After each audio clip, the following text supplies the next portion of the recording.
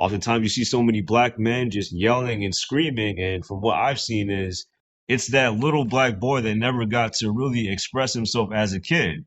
So now he's this grown adult male. And now as a black man, and even in this society, whenever they see a black man screaming and yelling, people get afraid, people get scared, and Yeah. people don't understand like this is okay. Unfortunately, we don't want anyone yelling and screaming at anybody, but it's because they're frustrated. They can't be heard. They feel, and it goes all back to just childhood. Hey, y'all, what's going on? Welcome back to the Stacking Days podcast, where we highlight underrepresented journeys of sobriety from within the BIPOC community. I'm your host, Ray Donovan. Looking forward to this show today. We have Caleb with us, and he's, I'm always happy when folks reach out to the show to actually participate and share their stories. It means that they proactively want to be a part of the conversation. So really looking forward to getting into it today with Caleb. We're going to be going through his struggle, his journey to salvation from his alcohol use. And ultimately, one of the things that is most important that Caleb called out when he reached out to this show is that it's important as a black man to share our experiences with one another when we're kind of navigating these struggles and liberating ourselves through sobriety. So, as Caleb mentioned in his shout out, we don't have to suffer alone. So I'm really looking forward to our conversation. So without further ado, Caleb, welcome to the show. Hey man, thanks for having me. Appreciate it. You got it, man.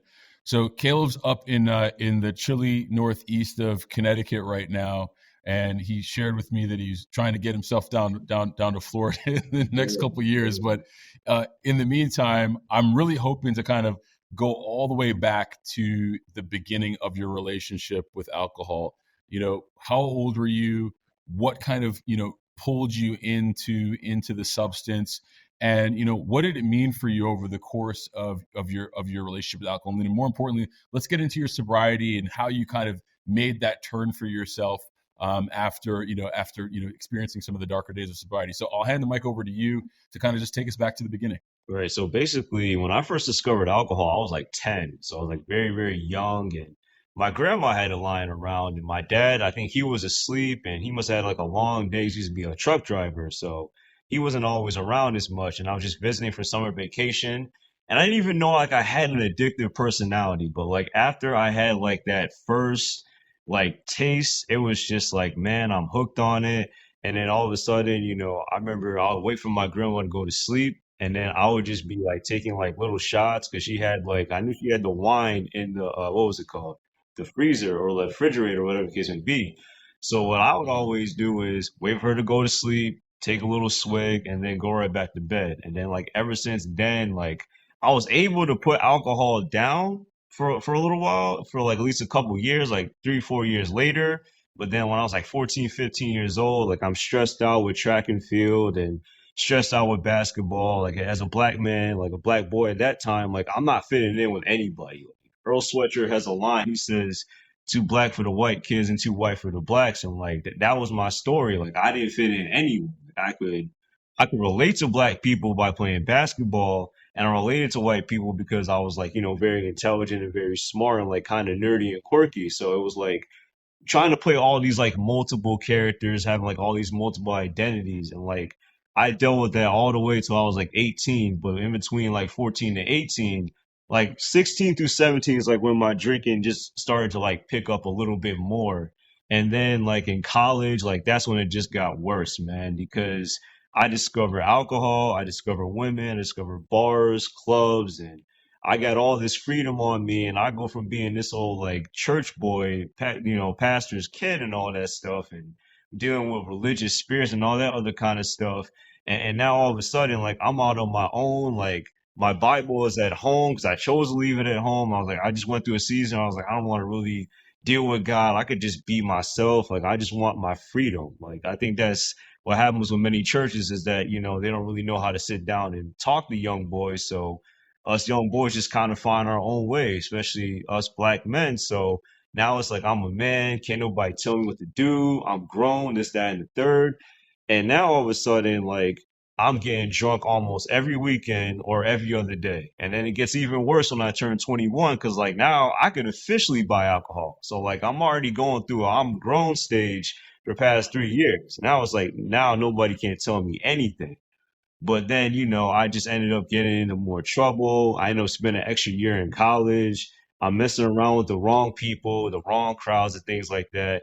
And by the grace of God, I was able to graduate college with me just, putting my head down, remaining focused, and just trying to basically get my life together. And then I officially just quit when I was either 24 or 25. I remember just being at a bar and me and my friends were just getting drunk and having fun. But it was just something in my brain that was just like, it's not what I really want to do with my life. Like, I don't want to be doing this. So, like, I just decided after having like one last glass of Hennessy, I was just like, you know what? I'm done. I put it down. And January 2nd, 2019, I haven't touched a drink ever since. So,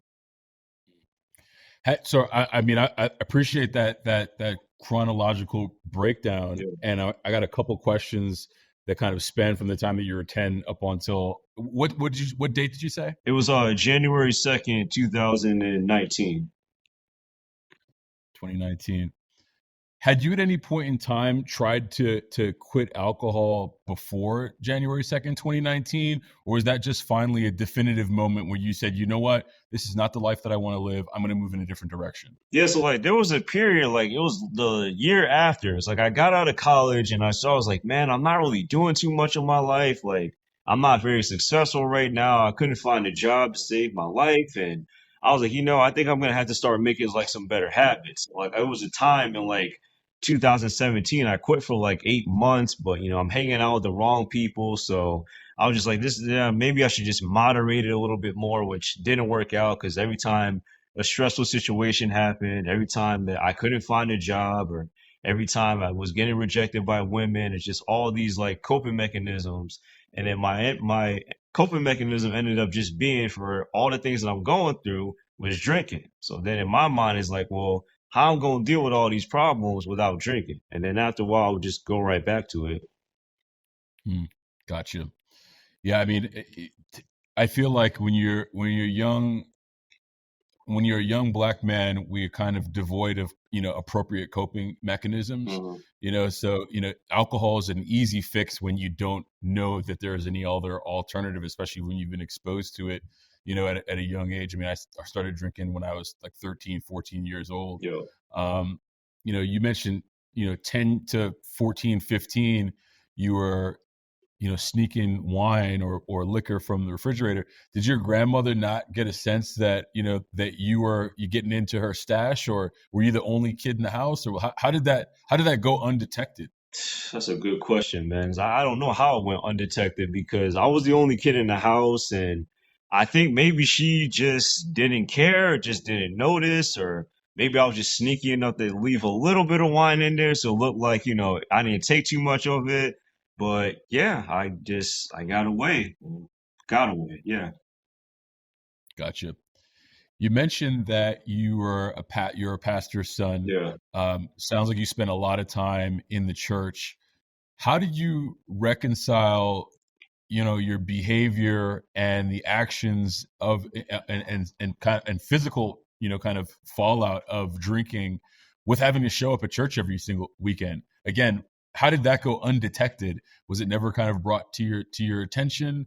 Did it never kind of get in the way of your practice and your responsibilities in your role to the church? I'm just curious how that played out for you. Yeah, so like I was very like good at just being sneaky and just being that quote unquote functional alcoholic. So I already knew like, okay, just drink a little bit of this, brush my teeth, mouthwash, but all right, not too much right now. Do what I need to do for like the choir and like ushering and things like that. But then, when I don't have any of those kind of responsibilities, anything going on, then I could just drink a little bit more. So like in my mind, those were like the mental gymnastics that would play with me. So that's kind of how I would Mm, balance it. And honestly, people have always said I have a very innocent face. So people just say like he never looks like he does anything wrong. And just as a young black boy, like you don't have many people around you to show you the way. So you kind of have to learn through films, television, and like pastor has a teaching for like, the 1960s,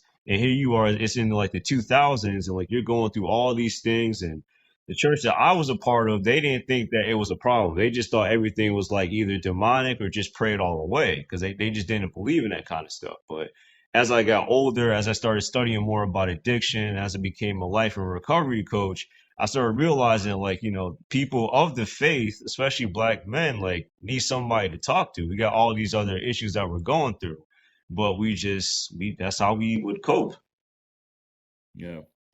That's one of the questions that I had coming into our conversation. And this doesn't have to, become about church, Mhm.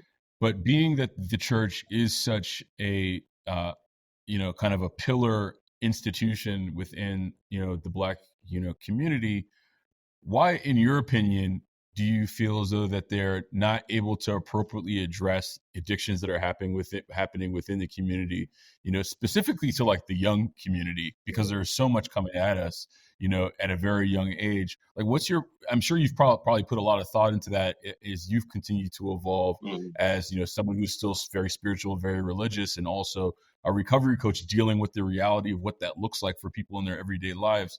Like, how does that kind of come across to you that the church struggles, at least from the outside looking in? I don't go to church, Yeah, yeah. but struggles from the standpoint of being able to address that aspect of, of what it is to be a human being. Yeah, I think the thing is that it's too much over spiritualization to make it very plain. Like the men don't want to just talk to you like a regular man. They kind of want to treat you like a boy. Some of the women as well, they want to treat you like a boy too. So it's like when a young man is around like that 16, this is what I've seen, like around 16 to like 25 is like a developing stage. Like, who am I? Am I gonna go to college? Like, what are my goals, my aspirations, and my purpose? And like here you have like a lot of these black churches and just churches in general, they're just saying, well, oh, well, are you going to be serving the Lord, brother? Are you going to be serving the Lord? And it's like, I'm serving the Lord, but like at the end of the day, it's like they want you just to be a pastor, a deacon, or an elder. And it's like you're trying to tell them, I don't think God is calling me to do that.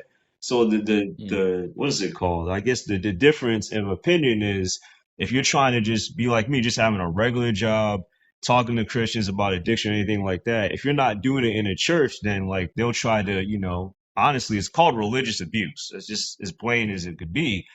They will try to play mental gymnastics on you and they'll try to say, oh, well, you're not really serving God because your ministry is supposed to be in this church building.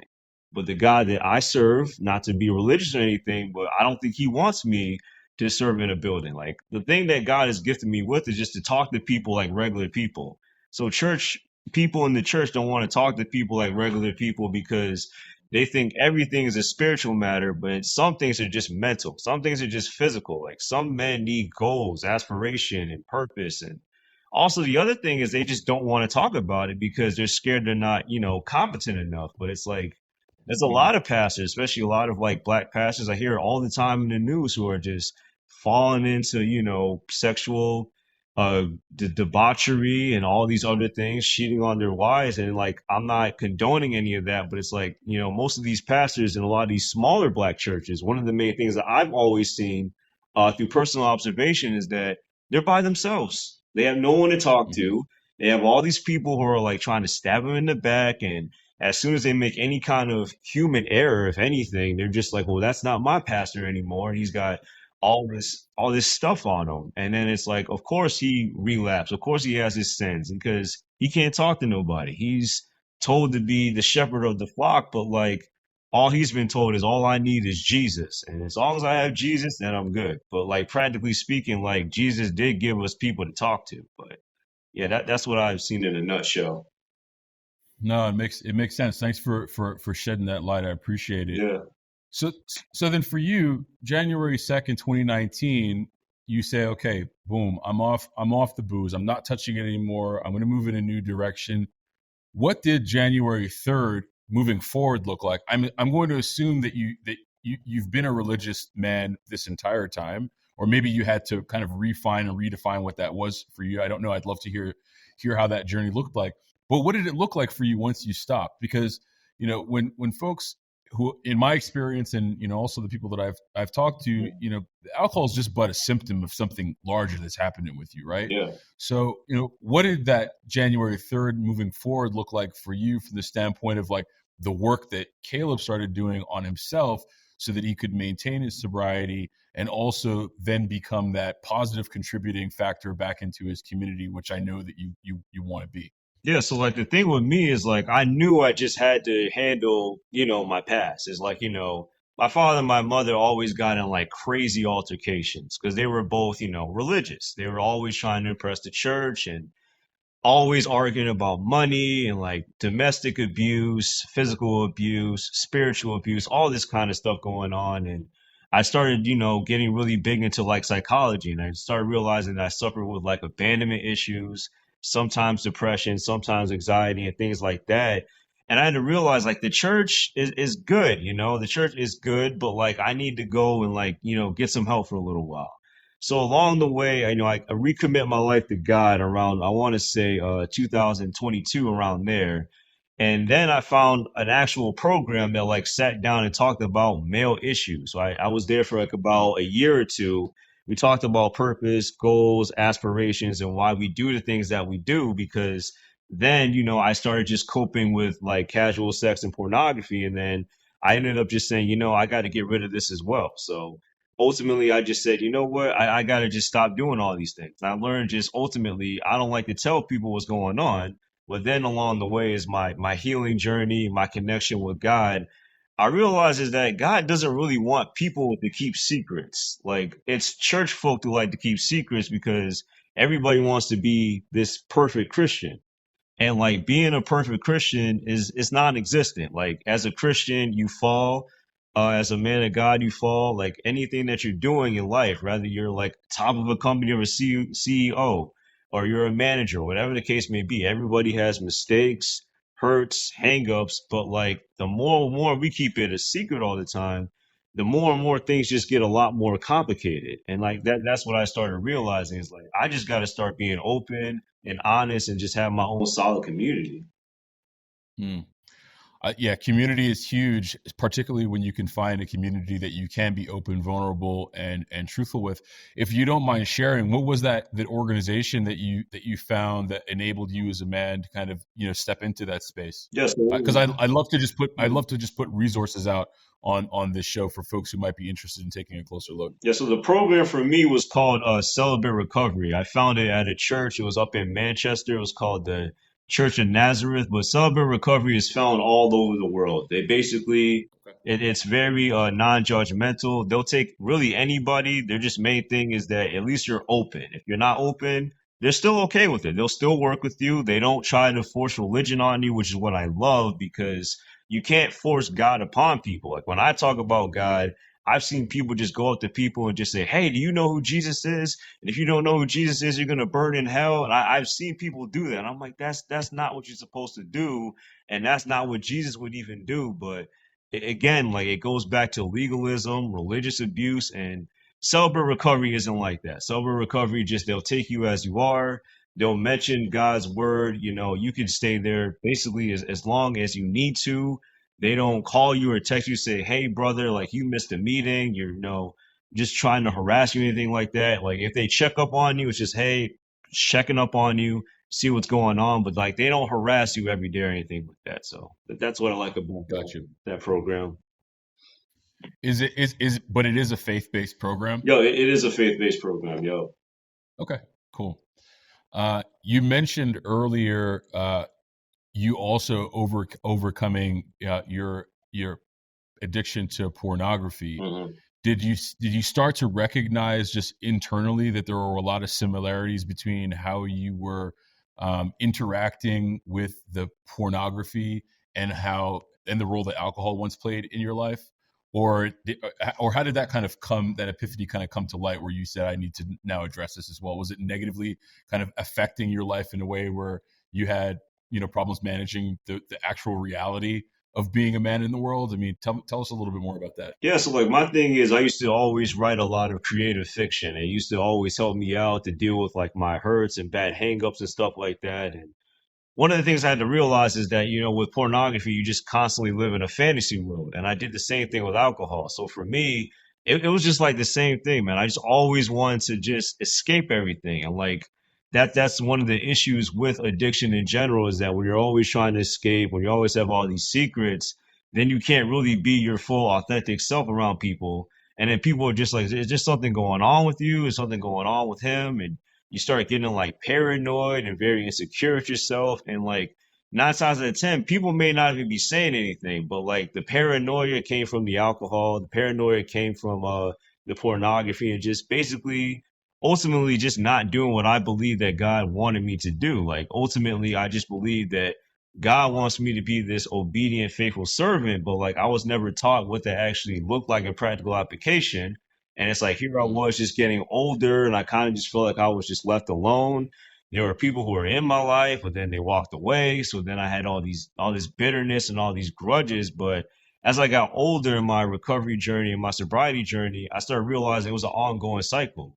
A bunch of men who just, a bunch of black men who just didn't have any solutions. So we was just trying to figure it out as we go. And that's when I started realizing like it would just be better for us just as black men to really just stick together and just, put away the pride, put away the ego, even if we don't agree on all these things. But ultimately, when it comes to just addiction, like, look, listen, it's a problem that's plaguing all black men because it can lead to poverty. It can lead to just sexual sins. It can lead to just constant alcohol, drug use, all these kinds of things. Like, and that's what I do really just with my coaching, is that I just try to just break these things down to people, especially the men, and just get them to realize that, look, listen, we're in this together. I'm not against you. I'm not trying to hurt you, shame you, or guilt trip you or anything that you've been through. I'm just trying to help you out. I'll always be here if you need me, but I'm not going to force myself upon you. Yeah. I want to get into your coaching practice and also the philosophy that you coach from. Mhm. I think that's really important.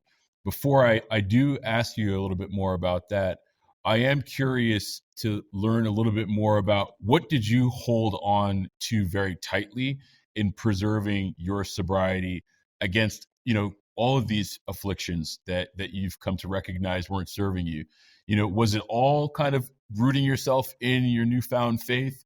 Was it also that, in addition to the community that you found, like what got you to a point where you were so confident and strong in your own sobriety that you then wanted to pass that on to others? I think it was just I knew God always wanted to do something with me. But I think the thing was always just I've always been like a very like shy, quiet, introverted kid. And I was like, well, God, like I see all these people, all these pastors who are loud, over the top. Like I don't think I could be like that.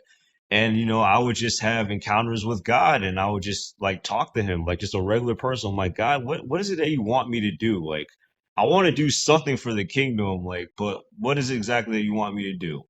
The more and more I talk to him, the more and more I talk to other people who, believe in God like myself, and other people that I just talked to in general, they all talked about, Caleb, you can encourage people, you can inspire people and help people. And like, that's all I've ever wanted to do in my life. My life has never really been about making millions of dollars. I just always wanted to just help people just to understand that, like, the life that we're living, we don't have to keep living in just complete silence and just suffering. Like, we could do something better with our lives. We should tell our stories, not just because we're embarrassed or whatever the case may be, but because we could help liberate others and have them say, hey, I'm not going through the same thing everybody else is going through. There's hope and there's light at the end of the tunnel. So I believe that, I always believed God was going to do something with me.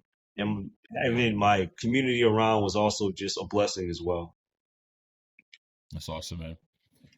One more, two more quick questions before we get into your work. Mhm. So you're still a pastor's son, Yeah. and obviously you're very vocal about where you've come from within your own journey. How has that now also translated back over into kind of like your origin family and where you've come from? Have they been able to um, receive and respect kind of where you've come from in the journey that you've been on? Yeah, I believe there's a respect there. I mean, some of them at first didn't like when I was, talking about the abuse that went on in the family and stuff like that. I will be honest, some people just kind of they felt some type of way about it, but after a while, I believe that it needed to be said because I just believe in not holding secrets and just being real about it. And like I told them, like, look, listen, like this isn't even about me. Like, I believe this is what God wants me to do. And like you guys have said, like, follow God and be obedient to God. And it's like, well, this is me being obedient to God. So my father, I mean, he's always up and down. His anger levels are always up and down, but him and I have a better relationship now. He understands what I do. He's just pretty okay with it. My mom had passed like 2 years ago, but she was okay with it though. She was very uncomfortable at times, but she learned to just accept it. Like, this is what my son wants to do. So then she became supportive. Other family members, I don't really pay attention to it that much, but I believe that they respect what I do, though. Yeah.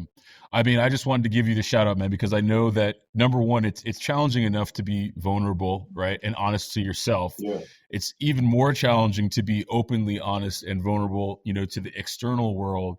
And then to balance that with these like historical expectations that come with, origin, family, community that you've come from, and and dancing that dance. I know how challenging that is, man. So shout out to you for weathering that. I really do want to give you flowers on that. Um, so talk to me about your coaching, right? So I walk into your proverbial office, right? All right. And I'm Ray. I say, hey, Caleb, I got an issue with alcohol. I'm trying to figure this thing out. Walk me through your model. How do you put Black men in a position to be able to win against something that seems, at the time at least, that it's insurmountable? So my thing is this is that I just try to just ease the conversation, man. I just open up about life, how's everything going, and then, from there, I just get a general gist of, where the guy is at, where he's at in his current life, and then, the guy is comfortable. I do dig in a little bit into childhood, only just to set the foundation, because I do believe in cognitive behavioral therapy. So it's one of the main tools that I use, not with every client, but with most of them. So if I could talk about the guy's childhood, I usually know with a lot of Black men, a lot of us have just been forced just to be an adult at a very young age. Like, many of us grew up without fathers or even mothers or things like that. So that's the kind of example that I often see when I'm coaching Black men in general. And then I realize I just try to get them to understand is like, look, listen, like, this is the way that you cope. So basically your behavioral chain looks a little bit like this, you're always stressed out about all these kind of things that are happening in life. And you go to the alcohol. But after a while, you start making all these mistakes. You're chasing after all these women. You're in these bars. You're in these clubs, and you're starting to have a lot of hatred for a lot of people. And most importantly, you don't feel as if you're at peace. So I basically, from there, I explain that to them. And then we explore, coping mechanisms like, getting into the gym, walking around, getting yourself a solid community, whether it's faith based or not faith based, getting involved in the community. I've learned that a lot of Black men, a good majority of them suffer in silence because they feel as if they've been left behind. They feel as if nobody needs them, nobody cares about them, nobody loves them, which, increases their low self-esteem. And it's like when someone has low self-esteem, no matter what the addiction is, whether it's porn, alcohol, drugs, women, whatever the case may be, if a man has low self-esteem, I've learned with the coaching that I've been doing for the past year or so, they will start picking up a lot of bad habits. They will start, especially when it comes to drinking. Before it was probably just a drink here and there. And when they lose a job, whenever they get rejected by a woman, whenever they're not doing nothing with the community, or they feel as if nobody cares about them or reaches out to them, their drinking starts to increase a lot more. The drinking starts to decrease when they, feel as if they're at peace with themselves, when they feel as if they're a part of something, when they feel as if they have some kind of a purpose in life. That makes sense. I what are some of the common themes that you see, with the men that you're working with, as far as the coping mechanisms that that haven't been working for them. I'm assuming that like alcohol is like the predominant factor, right? Mm-hmm. But what other things are they turning to in order to like ease themselves in moments of tension and anxiety? And I ask that because I wonder sometimes if more men are in positions where they're addicted or abusing a substance and maybe not necessarily recognize that they are because they're not really thinking about it, but maybe there are other things that are happening in their life that they need to, just be aware of, that are not actually productive in them being, healthy, functioning, members and men in our community. Right, right. So what I've seen is that a lot of them will turn to just, if it's not alcohol, they'll turn to pornography, they'll turn to women, they'll turn to drugs. And what I've often seen is the common theme is really just stress, boredom, and just pure loneliness. And that's the things that they often just gravitate towards because,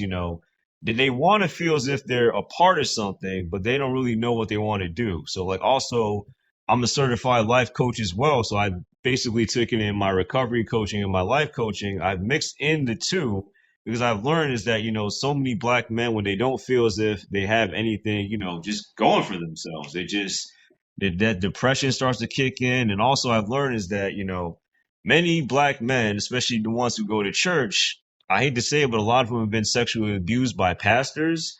A lot of them Mm. have gone through a lot of just dark, deep secrets. Like, the secret was in my family that many people messed around. Like my dad, he messed around a lot. His grandfather messed around a lot, and nobody wanted to talk about like sexual sin. So oftentimes you're just seeing everybody around just drinking, smoking, doing drugs, and no one. And people are often saying, hey, don't pick up this alcohol, don't pick up this weed, this, that, and the other. But I've learned just with men in general, men look at actions, especially black men. Black men look at the actions that they see. So when they see black men who are productive in society and doing things, they say, I want to be like that. But when they see a black man who's just down and out, strung out, just getting drunk, getting high, and messing around with a bunch of women, they say, you know what? That looks like it's cool because they see the fast money, the fast cars, and things like that, and they just say, I want to I want to be more like that. So, and also I Yeah. realize that there's a lot of black men who have a disconnect with who God really is because of religion, because they just been taught to follow a bunch of rules and to read the Bible all day and night, and they haven't gotten like the practical application. Like men in general are always going to be practical. You tell a man something, he's like, okay, what's the practicality of this? What's the benefits? What's this, that, and the other? And when they're not getting that, again, it goes back to a common theme I've seen is they feel alone. And then a lot of them, because of addiction, they don't know how to properly communicate how they feel. Oftentimes, you see so many black men just yelling and screaming. And from what I've seen is it's that little black boy that never got to really express himself as a kid. So now he's this grown adult male. And now, as a black man, and even in this society, whenever they see a black man screaming and yelling, people get afraid, people get scared, and Yeah. people don't understand like this is okay. Unfortunately, we don't want anyone yelling and screaming at anybody, but it's because they're frustrated. They can't be heard. They feel, and it goes all back to just childhood. And that's ultimately what I've been seeing. Mm. No, I appreciate, all of those perspectives. I think it's really important to shine a light on, just some of the broader challenges that men face. I've been doing this show now for almost a year, and I've had a chance to talk to some, fantastic people, and I've just realized that there's just a lot of discomfort around being vulnerable, specifically, for black men. I don't even have as many on the show as I would like, because in a lot of ways, some of them may just not be comfortable sharing. I don't, I don't know, and I wish that wasn't the case, but there are a lot of walls that we put up to protect ourselves from, the pain. Yeah. And I think that part of this process in pursuing sobriety, whether you're faith based or not, Mhm. is sometimes you got to step into the pain in order to grow. And I don't know if that's been your experience, as a coach. I'm by no means a certified coach, but just grasping from, listening and having conversations with others and how they've kind of moved through it. That's what I've gathered, and also in my own journey as well. Yeah, that's definitely true. You have to go through some kind of pain in life. I think that's the thing about addiction is that addiction will trick your brain into thinking that, oh, well, we'll just put this off. We don't need to handle this pain right now. But then it's like you hold on to all these secrets. And then that's where what I've seen is that's where the depression comes in, the anxiety comes in, and all these other mental, physical, and spiritual gymnastics in your head starts to play around because as you were saying earlier, just the lack of vulnerability in so many men. And I've also just learned is that many men, when they're never really taught to be vulnerable, because I used to also work with autistic kids. And when I used to work in the school system as a paraeducator slash substitute teacher, a lot of them really just needed that emotional vocabulary. They need to just be told, okay, why are you sad? I used to have this one little guy. He was a trip, man. He was like 6 years old, but he wasn't that bad of a kid. But one of the things I realized, they kept saying there were all these things wrong with him. And I'm like, there's not a whole lot wrong with him. He just doesn't know how to express how he feels. So each morning, Mm. every time he would have an emotional outburst, I would say, okay, listen, why is it that you're angry? He said, "Cause I'm mad." And I said, "Well, why is it that you're mad?" He said, "Cause I don't like that." Because he was autistic, so obviously he didn't have the best, communication skills. But I would work with him and say, "Okay, listen, when you're mad, you need to take a couple deep breaths. Okay, it's going to be okay, and we could just go for a walk. You don't gotta destroy the classroom or hit your classmates. But like, and these things aren't taught because, in the school system, there's not a lot of men there. And, at home, there's not a lot of men there. And a lot of men don't really know emotional vocabulary. I mean, my dad was always a hothead. So every time I would do something, I get the belt. But then I learned that that was his cycle because he got a tree branch to his back. And it was always Negro don't talk back to me. Negro don't say this, that, and the other. So it's like a common theme, man. You get told as a kid, don't say nothing, and then when you become an adult, obviously you don't say nothing. Yeah. And all this shit is just bottled up inside of Yeah. you, just waiting to explode somewhere. Hmm. No, totally, man. Um, so what do you do today? I mean, you said that depression was a part of your story. Anxiety has been a part of your story.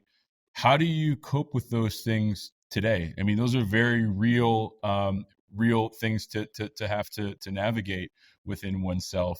What do you turn to today if it's not some of these other things that weren't serving you? So one of the things I turn to is prayer, meditation, but most importantly, just physical. I learned is that when you're battling any kind of an addiction, you always will suffer with some kind of a fatigue, and it just you don't really know exactly where it comes from.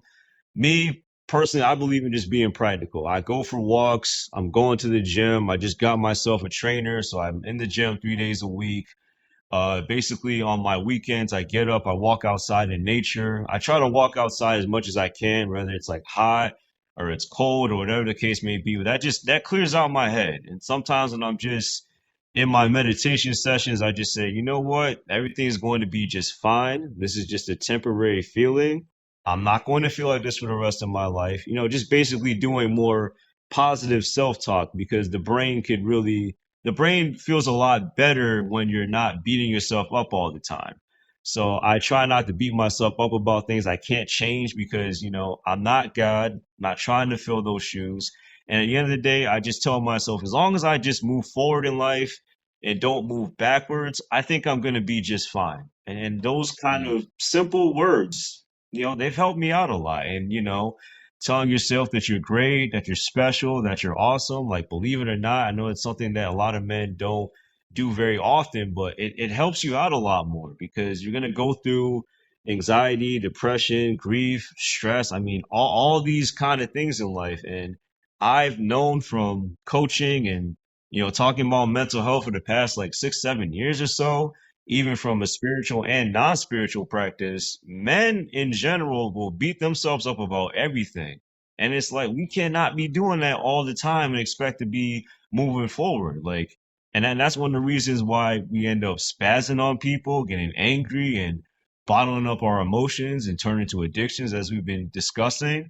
It's one of the main things. It's like we have to let somebody know what's going on in our life. Now, obviously, you don't gotta tell everybody everything, but like you Right. should at least have some kind of a close crew of at least 5 people or like 5 solid men, when they just say, hey, look, listen, this is what's going on with me. And that's what I truly do. And what I believe, I have my own close crew. And yeah, man, just trying to stick together and just trying to keep moving forward instead of backwards. So that's what's been helping out for me. That's awesome, man. Having a crew, having that community of folks that you can depend on. that's something that I hear echoed over and over and over again. And the other side of that coin is how many people I talk to who don't have that, even in their sobriety, trying to hold on to it, still very much feeling like they are the lone wolves, that they were in their addiction, but now lone wolves in their sobriety, still trying to navigate life. And that's why we guess, we got to take this thing one day at a time, because we're constantly trying to like fill these gaps that, we're never really whole to begin with. So, but I appreciate you sharing what's been when working for you. And certainly like community is something that at least I've gotten to a point in my journey where I've tried to seek out, and recognizing that I may not necessarily have those like deep, meaningful, like, friendships on day one, Mhm. but I can work towards deep, meaningful connection, over the course of time, and recognize that can have a positive contribution on my own outlook on life and how I'm showing up in the world. So, thanks for sharing that, man. Yeah, no problem. I got a couple more questions as we kind of round out our conversation, and these are questions that I ask, really of every guest. So don't feel that there's a right or wrong answer. I want to be able to capture a library of perspective, Mhm. right? So the first question that I have is for someone who's sitting there, maybe listening to this show at some point in time, and tuning into our episode, and they recognize potentially that they have an issue. Maybe they're at January 1st, 2019, and they're saying to themselves, "I got to take a close look here at what I'm doing to myself with this alcohol or porn or whatever the affliction addiction might be." Yo. But they don't necessarily know what that first step could be. As someone who's been through it, and as someone who coaches others through it, what would your recommendation and advice be to that person? Man, I would just tell people just to, not try to rush the process, because when you try to like rush the process and you try to rush life, you start having these thoughts of, oh, I'm a failure, I'm a loser. You find yourself in comparison culture. You could find yourself in being an imposter. And also one of the many things I always want to say is like, when you're coming off of any kind of addiction, like don't overdo things, because I have a tendency just to like throw myself in so many things, and also just don't feel as if you have to prove yourself to everybody. Like, there's going to be people who are going to say things, but don't take it personal, because like when you're coming off of any kind of an addiction, your feelings and emotions are very, very high, and it's going to take a little bit of time. It may even take medication or holistic practices like, cutting out a little bit more sugar and all that kind of stuff, and more fitness and outside air and things like that. So you can balance your emotions a little bit more. But that's what I would tell people, like it's just one day at a time, right? Like don't sit down here and compare your journey to somebody else's journey. Like you're on day one, they're on day 1,000, but like you got to focus on your day one and your today and your tomorrow. That's what you focus on. Your today and your tomorrow, and practice just gratitude, and there's no need to be jealous of anybody. Like everybody has their bad hurts, their hangups, and their own afflictions that they deal with on a regular basis. So I would just say just Yeah, continue to cheer people on. that's awesome, man. Last question I have, and I think that this conversation specifically is like probably, really best suited for this question, Mhm. being that we're both black men, and we just broadly speaking have an issue in our community around mental health, and seeking help around the constant combat that our mental health is in with the society around us. So my question to you is, when you were at your worst and you were struggling, how would someone have known that without you communicating it to them explicitly? I would always say, pay attention to just people isolating and just drifting in and out. And also just pay attention to people not responding to phone calls and text messages. It may not be anything 100% serious, but it does raise major concerns, because, they're basically just trying to figure out what's going on. They probably spent so much time living in their heads. I know when I used to battle with addiction, I used to live in my head a lot, and sometimes I drink alone, and then I would look at other stuff alone, and just I would tell myself I didn't need anybody, and then make up all these like paranoid thoughts and feelings. But yeah, like one of the main things is just, getting on the phone and just, calling somebody. If you have it in your spirit, or your body, or you just have this sense like, I just don't feel so and so has been with it. Please don't Hmm. do it in a group setting. Like I tell you, if you do it in a group setting with me, nah, everything's cool. I'm good. Nah, I'm good. Pull them to the Right. side or call them on the phone or text them. Be like, hey, I'm just checking in, man. We haven't heard from you in a while. You good? Everything cool? And that's that. Just take it from there. Yeah. I do. Yeah. Opening up the channel and the dialogue, even if they're not necessarily, having the dialogue with you, I think them knowing that there's just genuine, maybe concern is one word, but just like an acknowledgement that they're there and that you're thinking about them, Yeah, and just letting them know that if there is ever a time when they need to come to somebody, that you're potentially a person that they can do that with without a whole bunch of judgment, I think is really important. yeah, most definitely. Cool, man. So, lastly, where can folks find you, Caleb? I know that you're on social. I also want people to be able to find your coaching practice, whether it's for life or for their addictions. But where can folks find you if they need to reach out? Yeah, basically the easiest way to find me is on a man named Caleb on Instagram. Basically, my website is Linktree. It's linktr.ee, and it's CHARRA. If you just click on the link, which you'd be able to find on Instagram, you can find my coaching, you can find my blog, you can find my books. You can always just DM me if you just want to just have a regular conversation, just get some things off your chest. But yeah, that's like the easiest way to find me. Everything that's on there that I do is all on there. So I'm always available. I try to get back to people as soon as I can. I mean, I don't get back to you right away. I usually get back to people within like 2, 3 days, unless I'm like on a vacation or just got caught up with a bunch of other stuff. But that's like the easiest way you could find me. Cool. Well, look, Caleb, I really do appreciate you reaching out to the show. I was extremely happy when I saw your name come up, and glad that we got a chance to get together and chat a little bit about the state of our union as Black men. And also just to your point earlier, let folks know that you don't have to do this alone, Mm. and there's other folks out there who are finding ways to succeed against this thing that seems like it's almost insurmountable at times. So I appreciate you, man. I hope folks go out and look for you, and we certainly will be in touch. Awesome, man. Thank you for having me. All right, thanks, brother. I appreciate you guys listening to the Stacking Days podcast. I hope this episode added value to your recovery and wellness journey. Before we go our separate ways, let's connect on social. You can find us on TikTok and Instagram at Stacking Days, or via the website www.stackingdays.com. By supporting the show, you can play a direct role in amplifying people of color in their pursuit of recovery. The easiest way to do that is to subscribe or hit the follow button. This way, you'll never miss an episode, all while playing an active part in creating the ecosystem where diverse voices in healing matter. This show is for the purpose of education and connection and is not a replacement for therapy or recovery care. For more information on the resources and support available, take a look at SAMHSA and some other resources shared in the description. Until we meet again, be well, one day at a time.